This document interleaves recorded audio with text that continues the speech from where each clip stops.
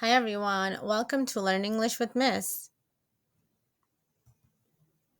In today's lesson, we will learn how to write a resume using a step-by-step guide.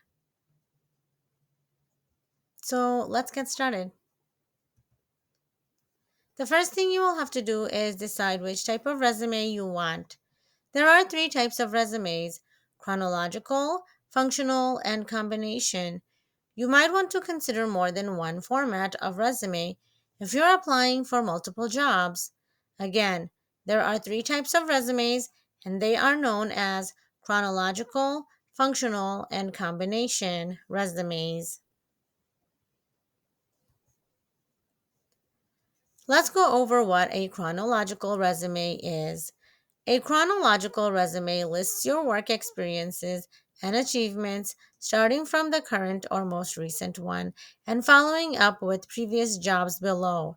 For this exact reason, the chronological resume is the perfect choice for job seekers who have plenty of experience and achievements to list on their resume. A functional resume format is a type of resume that focuses more on skills rather than work experiences. You can use a functional resume if you're a recent graduate with little work experience or if you're switching careers.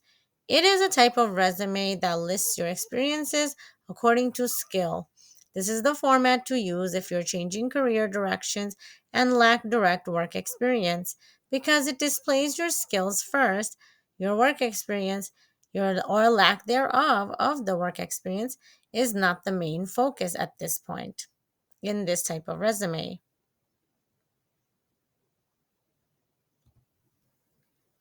Combination resume combines the best aspects of the chronological and functional styles. A combination resume is also known as a hybrid resume. It combines two traditional resume formats. It's a mix of the reverse chronological resume and the functional resume format, as in, it places equal emphasis both on your skills and your work experience.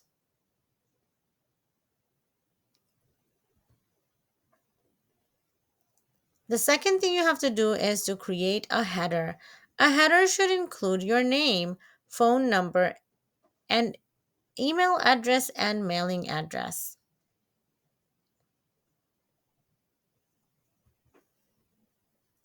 Remember the following. Use a phone number that you plan to answer and change your voicemail to a more professional message if necessary. Make sure your email address is professional. If your current email address, for example, is candygirl@mail.com or hotshot@inbox.com, it's time to set up a new email, such as janesmith@mail.com or jsmith99@inbox.com. And these are just sample emails.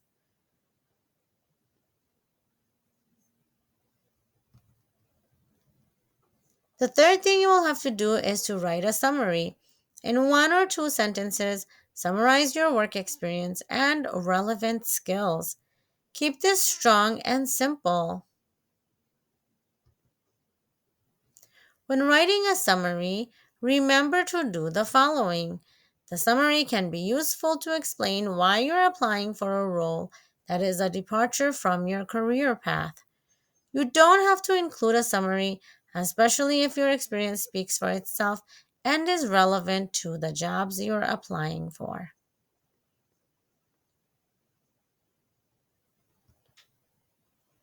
List your experiences or skills. That will be the fourth thing you have to do. For chronological and combination resumes, list your experiences. Starting with your most recent or current job, list your previous work experiences. This section shows where you have worked and when. It also states specific accomplishments for each position or job. This is where content can make your resume run over a page. So be selective if necessary about what you include. Pick experiences that seem most relevant to the position you seek. For inspiration, think of your full time or part time work, summer jobs, occasional jobs, internships, field work, and special projects. When listing your skills, be sure to also maintain the following. For chronological and combination resumes, list your experiences and don't worry whether your experiences are good enough. Employers admire people who have worked hard in a variety of positions. Always start each achievement with an accomplishment verb like accelerated, achieved, expanded, influenced, solved, maintained, generated, affected, advised, controlled, trained, or utilized. Don't worry if there are gaps in the timeline, but keep everything in chronological order, with most recent jobs at the top.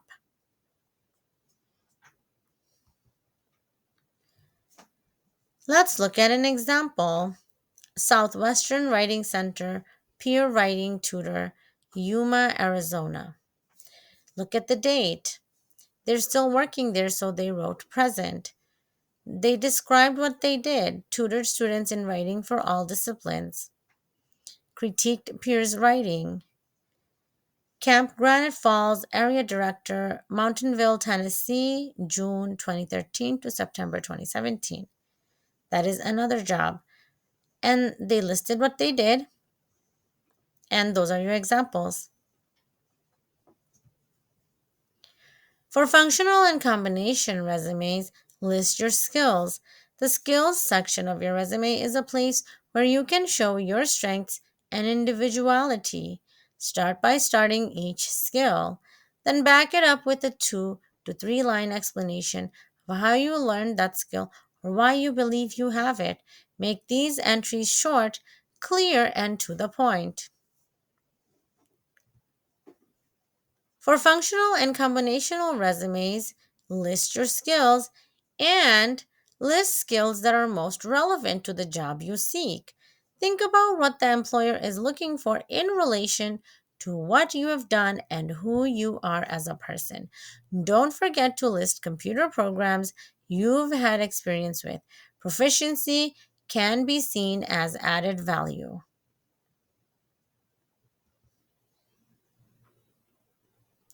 Now let's look at an example of listing your skills.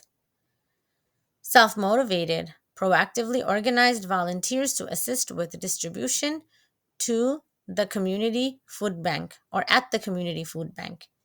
Bookkeeping, maintained accurate, detailed inventory reports at school library and subsequently won top librarian assistant award 3 months straight for Brown County. Those are some skills that was listed on the resume, and this is a sample. Feel free to pause the video and get an idea and then make your own skills list based on your experiences that you have had. The fifth thing you will do is to list your activities. List activities in which you have participated and include what your specific role was in each.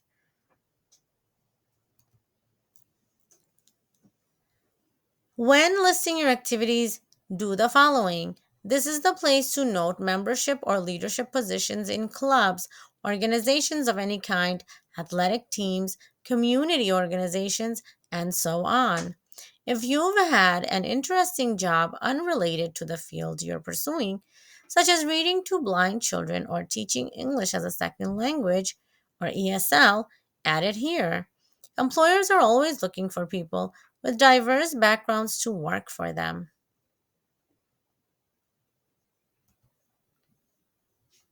Now, let's look at a few examples of listing your activities.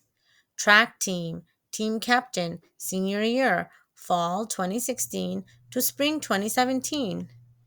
Drama club, Crazy for You and West Side Story, fall 2017 and 2018. Again, feel free to pause the video, get an idea by looking at these examples, and using your own experiences, start listing your activities on your resume. The sixth thing to do is to list your education. List the schools you've attended, starting with the most recent one. Include details such as GPA, class rank, or special awards. Add any other educational experiences such as training programs, community college or summer courses, seminars, and so on.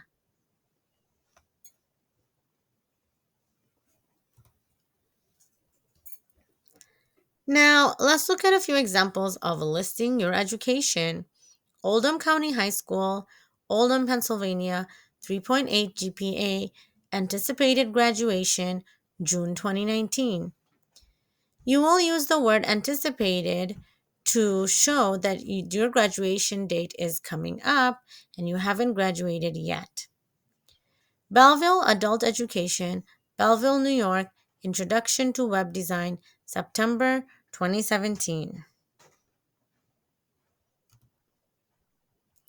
The seventh thing to do is to list any awards you have won and when you won them. When you have been recognized by someone else, you should let potential employers know about it. But you shouldn't worry if you haven't received any awards. Just skip this section.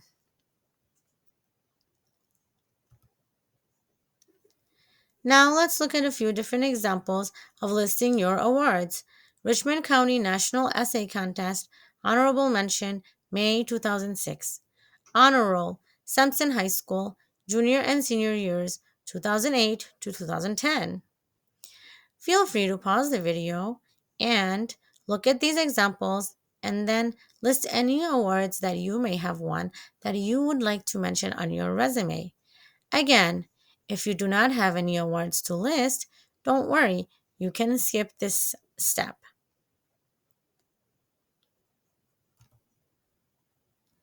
Number 8 on our list is to list your personal interests. This section shows you're a well-rounded person who people would want to know and work with. Employers often use this section at the start of an interview to break the ice.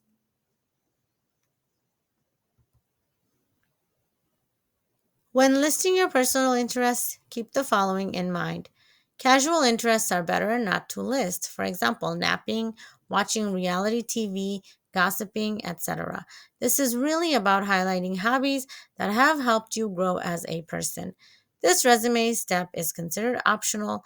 If you're having trouble coming up with interests or feel your resume is already too long, feel free to leave it off.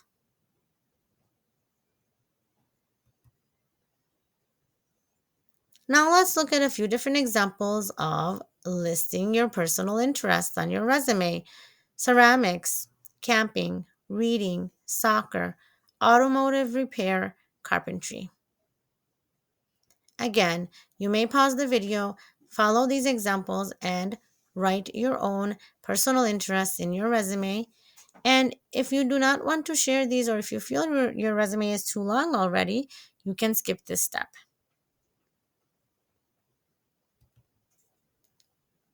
Submitting your resume.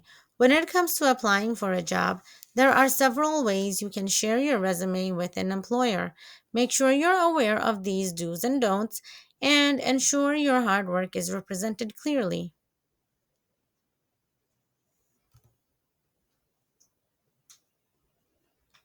Saving your resume as a PDF. Most employers prefer to receive resumes in the portable document format or PDF. To create yours, look for the Save as PDF or Print to PDF option in your word processor. Review the file carefully to make sure your formatting is preserved.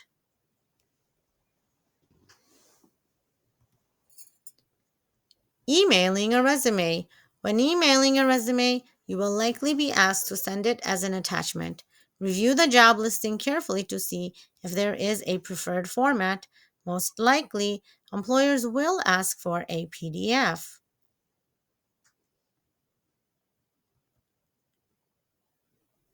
Posting a resume. When submitting your resume to a human resources website, review the uploaded instructions or uploading instructions. The PDF is the most common format here as well. Another consideration when submitting your resume online is using job specific keywords. Employers often search resume banks for special words or requirements specific to a job description. Including keywords in the summary, experience, skills, and awards section of your resume will increase your chances of being flagged as a potential match.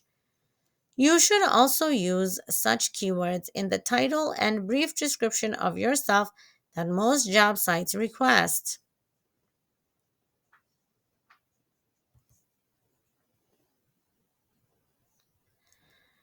Keywords tend to be nouns that are industry specific qualifications, skills, or terms. Some keyword examples include degrees or certifications, job titles, computer lingo, industry jargon, product names, company names, and professional organizations. And lastly, if you're posting your resume or portfolio to a job website, be sure to conceal your contact information by activating the privacy settings offered on most job sites or by providing only an email address. Posting personal information on the web could attract unwanted attention, so be careful of doing that. It's a good idea to have printed copies of your resume on hand when you go on interviews. Start with a well formatted document and make sure it has been proofread.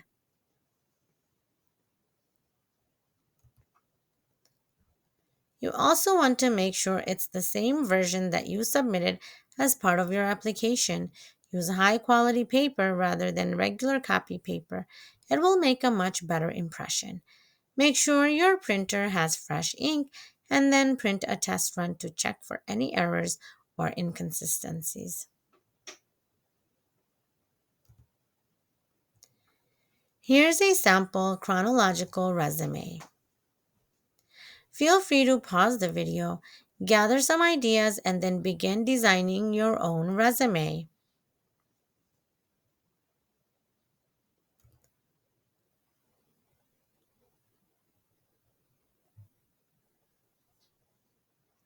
Now, for the purpose of this video, we have done it on two different slides. But if your resume is short enough, it could everything, all the information can fit on one page. But if you need to go to a second page, you may do so.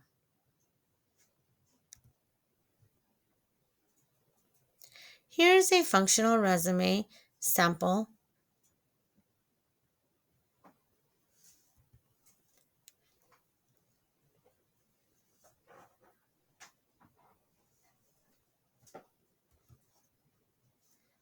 Here's a combination resume sample.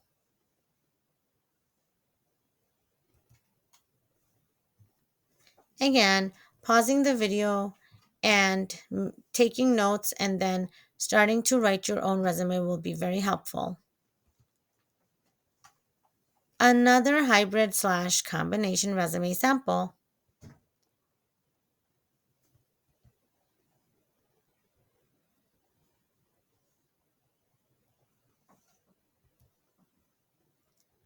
In today's lesson, we learned how to write a resume using a step-by-step guide. I hope you found this video helpful. Thank you for watching and learning with me. I'll see you again next time. Bye-bye.